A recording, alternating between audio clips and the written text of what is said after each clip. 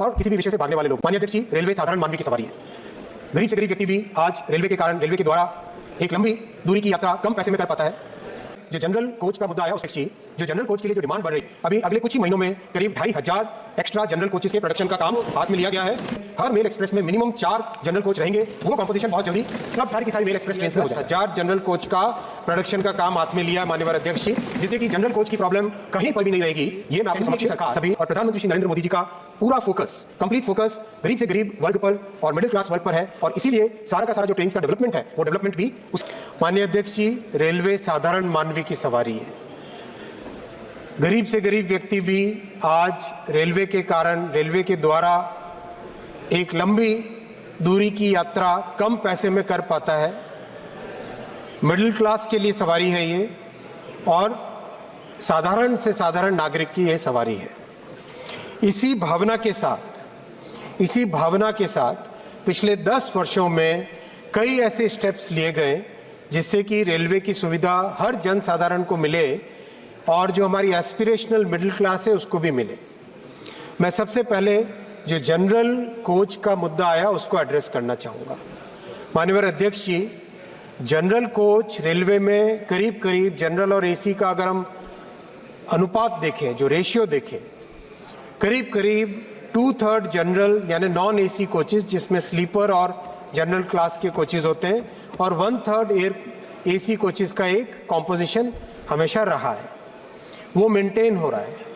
फिर भी माननीय अध्यक्ष जी, जो जनरल कोच के लिए जो डिमांड बढ़ रही है, क्योंकि यात्रा के लिए जो डिमांड बढ़ रही है ओवरऑल, उसमें उसको ध्यान में रखते हुए अभी अगले कुछ ही महीनों में करीब 2500 एक्स्ट्रा जनरल कोचेस के प्रोडक्शन का काम हाथ में लिया गया है।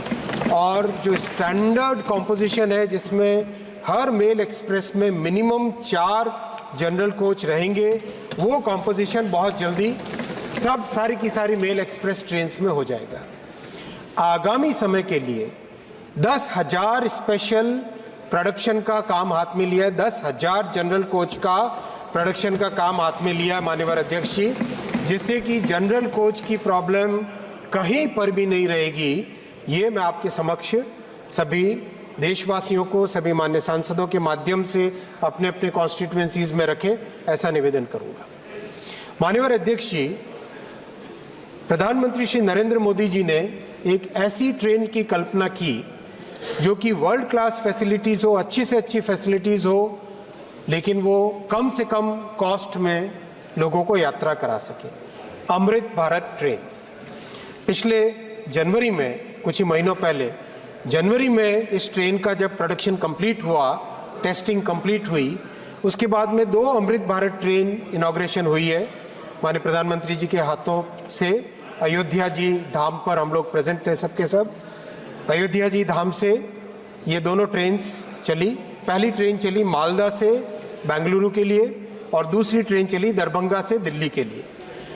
माननीय अध्यक्ष जी, मैं बहुत हर्ष के साथ आपके सामने ये विषय रखना चाहूँगा कि ये दोनों ट्रेन्स, जिसमें 22 कोच में से आधे स्लीपर है और आधे जनरल कैटेगरी के कोचेज़ हैं, जनरल कोच हैं, इन दोनों ट्रेन्स में जो फैसिलिटीज़ हैं वो हर तरह से पिछली जितने भी सरकारों का आप हिसाब देख लें उन सब से कई गुने बेटर है।